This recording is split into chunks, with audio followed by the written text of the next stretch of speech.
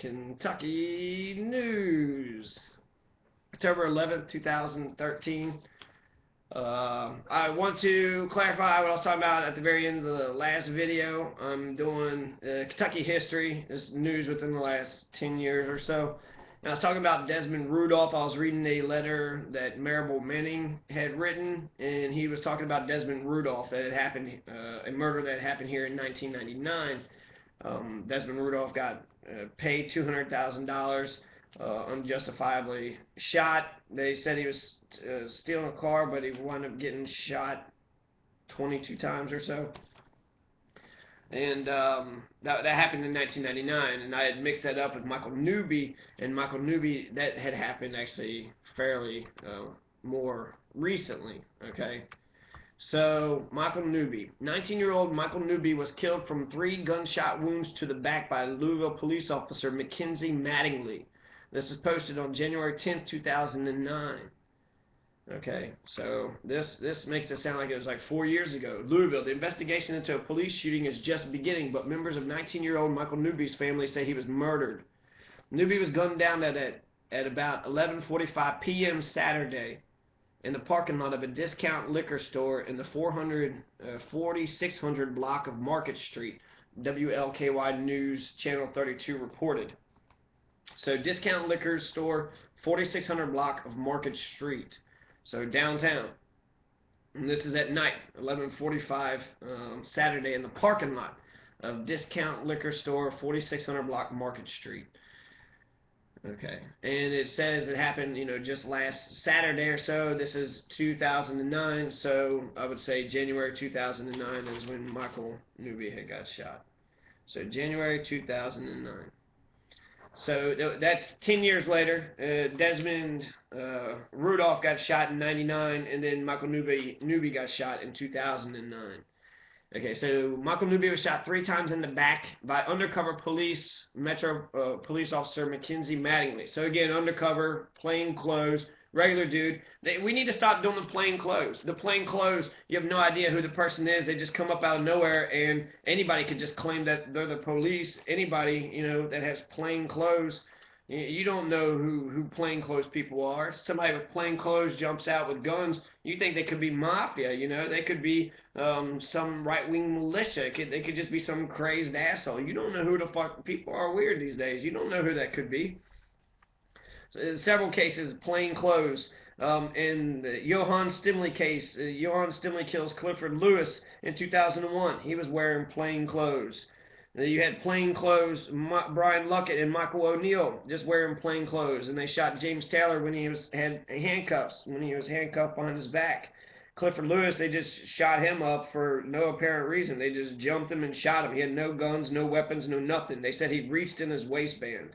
That's why Clifford Lewis got shot. So if you just walk around and some plainclothes people with guns pointed at you, and they say he reached in his waistband. It's not true, but that's enough to murder you.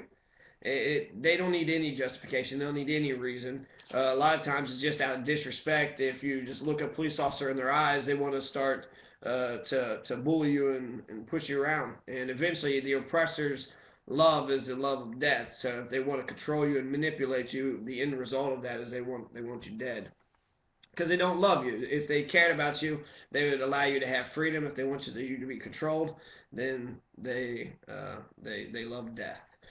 It's a sadistic love. The oppressor's love is a sadistic love. Okay, so Robert Abernathy, $600,000. I think, let's see, Michael Newby got $250,000.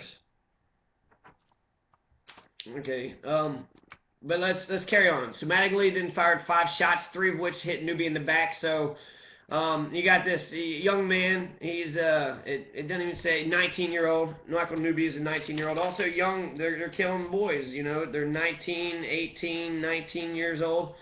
They're killing young males, young black males. The fire shots, three of them hit him in the back. They handcuffed Newby after he was shot. They said they found handgun, drugs, drug paraphernalia. You know, like that can't be planted. Like the cops have a throwaway gun, and you know it's easy to plant something, shoot somebody, plant something on them, then you get away with it. Newby was taken to the University Hospital and he is pronounced dead at 12:10. So just in a span of 25 minutes after they shot him, they handcuffed him, right? Because that's what you do when you shoot somebody in the back, you handcuff them, and then they handcuffed him. They took him, you know, to the hospital, and he died at the hospital. They were shocked because initially they said he was going to be okay, but he wasn't okay. He was shot in the back 3 times, and they told him that he was not harmed. So they're lying already, right? He wasn't harmed. He wasn't harmed. He was shot in the fucking back, okay? He was harmed. You're lying. You're lying. Newby's family gathered at his mother's home Sunday, where they told News Channel 32 that Newby was working on his GED, liked to sing, dance, and smile. Young 19-year-old wants to sing, dance, and smile. You don't shoot nobody 3 times in the back. You don't even shoot an animal like that. Another aunt, Michelle Mitchell, said Newby was doing nothing in front of the store that could justify the way he died. He was doing nothing. You know what? So what if he was, let's assume what the officers are saying is true. That he's selling some marijuana. They do that in Colorado, Washington. They do it in 13 different states all across the United States. They you know, do it legally. He's a small business owner. He's an entrepreneur. You know, that's part of the American dream, right? The American struggle. And you know, it's also not crack, it's not meth, it's not heroin, it's not Oxycontin, it's not, you know, any of the hard stuff. It's marijuana. If that's even the case, I don't trust the police at all. I think it is not beyond the police to plant marijuana and a gun on Michael Newby. I do not believe that they, you know, would not do something like that. They're very much capable of planting evidence on a person that he shot, especially since they murdered him and didn't want anybody to know that they had murdered him. Okay, so even if he was involved in activity, it's still not a reason. Newby's friend, Jeremy Russell, said Newby didn't fit the stereotype of a gun-toting criminal. Some characters die by the gun, live by the gun, but he wasn't that type of kid. Jeremy Russell said that isn't even like Michael Newby. Painter said the Plaintiff plans to pursue all options, make sure he's not forgotten. We plan to take it all. We want justice. Robert White says, wait, let's see what happens. The death marked the 3rd time in 13 months a police officer fatally shot somebody. In Louisville, the most recent shooting prior to Newby's death occurred November 2003 on Dixie Highway in the Valley Station area. Police said Derek Jaggers, 28, broke into a home, threatened to kill the owner. When an officer ordered Jaggers to drop the gun, Jaggers pointed the gun at Officer Tom Hodgkins, who shot and killed Jaggers. News Channel 32 reported. So this is a police officer who got shot. I am just as appalled at Tom Hodgkins getting shot, okay? So he was there to protect the homeowner, and he wound up getting shot. That Tom Hodgkins is a hero, and he died in the line of duty doing, you know, protecting and serving the public. So we need more folks like Tom Hodgkins. Louisville police officer who killed Michael Newby gets $60,000 to stay off the force, so they bribed him to stay off the force. The family of Michael Newby was mad about it, but Robert White's perspective was, we got him to quit. That's how we did it. That's the important thing. He's off the force. They gave him $60,000 and he walked away. January 2004, Madeline shot 19-year-old Michael Newby. Metro Police said the shooting occurred undercover drug bust gone bad. So plainclothes drug bust. You know, he's an uncovered narcotics. You don't think they have access to drugs? You don't think it's easy just to go ahead and plant something on somebody? It's the easiest thing in the world. Especially if you bust one, you got the drugs for that. Plant on the other. It's not hard. It's just a matter of just moving one thing from here to there. Mattingly, a child could plant something on somebody. Metro Police said the shooting occurred during an undercover drug bust gone bad. Mattingly was later fired, but a jury acquitted him on murder charges. He petitioned to get his job back. He apparently struck a deal with the LMPD, which he'll receive $60,000 in back pay and will stop trying to be reinstated as an officer. Newby's family is upset because they didn't even know the deal was being negotiated. Newby's mother, Angela Bogues. When it comes to this thing right here, we didn't have no idea anything was going on. Then bam, smacking the settlement, he's getting $60,000. So they're suing for $5 million. I don't know how this case went down. It says $200,000, so I hope that they offer $200,000. but they rejected it because they were suing the police department over the murder of Michael Newby by Mackenzie Mattingly. So they're suing him for $5 million in damages, which is a good punitive damage lawsuit. You murdered somebody, a person's life is easily worth $1 million, and the $5 million is punitive. It's to punish them to make sure the police officers don't shoot anybody again, or you'll lose $5 million. Quit shooting these innocent black boys, or young men, or you're going to lose $5 million. And, again, all these things that happen, I don't see anybody coming up and apologizing for it. I don't see anybody saying, like, this is what we did. Actually, Michael Newby's case, Robert White handled very expertly. He kind of threw James Taylor under the bus in December 2002 when he got shot. But when Michael Newby got shot, January 2009, he took the case a lot more serious. So, a white Louisville police officer indicted murder charge in a fatal shooting of black teenagers fired on Thursday.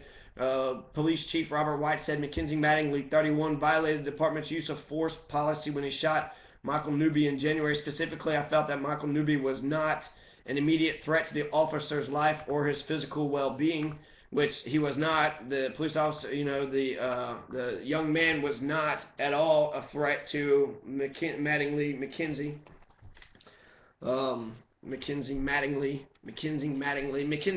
wasn't even, here's what I think happened. He's around a liquor store, so he's, out there maybe slinging some weed and selling, weed out on the street. Maybe had some on him, maybe had a gun on him, maybe. I don't think it's past them to plan anything on him. But even if everything the police officer says that they're saying is true, that doesn't justify murder. It's not justice. Justice is eye for an eye. If you kill someone, you should be murdered. And Michael Newby wasn't trying to kill nobody. They said, that he was carrying a concealed weapon, and they said they struggled over the officer's service handgun. So he's undercover, he pulls out a gun, and they're fighting over his gun. Well, if dude pulls out a gun on you, what are you going to do? Just sit there and say, just shoot me, or just comply with everything dude with gun says? Hey, dude with gun, plain clothes dude, who's not a police officer, who's just in plain clothes. Why you got a gun at me? Please don't point that gun. No, I don't like the gun at you. You know what I mean? Like, what are you supposed to do when in that situation happens? And like he says that his life was not an immediate threat, nor was his physical well-being. So he just shot him for whatever reason, for over an argument or some bullshit. He wants to be Mr. Tough Guy, do this or else. You can even tell, look at his attitude, his uppity, stuck-up attitude, like, I don't care what happens, I don't care. Like, he just looks like a prick. So that's how they described the incident, was an undercover drug buy gone wrong. So that's also entrapment, right? Undercover drug buy. So you're going in there asking for drugs. Would he have sold, any weed if you weren't there asking? You don't know these things. That's entrapment. You can't be a part of the crime and then get somebody for doing the crime with you. If I'm hanging out with somebody, I said, hey, let's go rob a bank, and me and dude goes robs a bank, but I was FBI the whole time, I can't throw dude in jail because I said let's go rob a bank.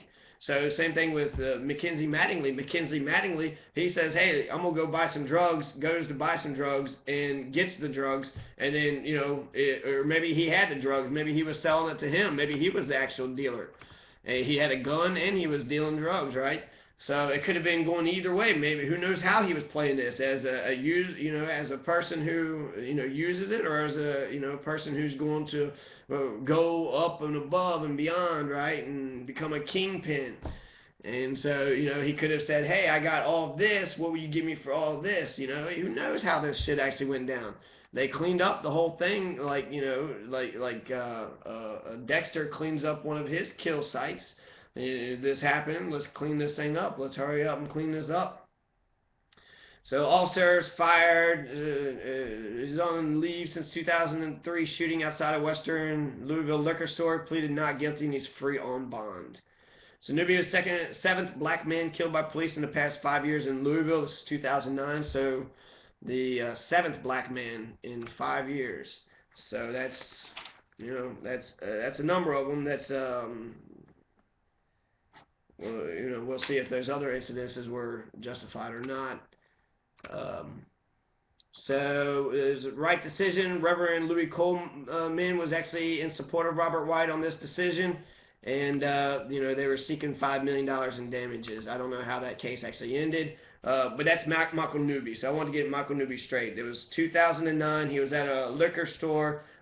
He was claimed that he had a gun and some weed on him. Who knows if that's true? He didn't pose a threat to the plainclothes white dude, Mattingly McKenzie, who killed him in cold blood, which is consistent with the institutional structural system in Louisville.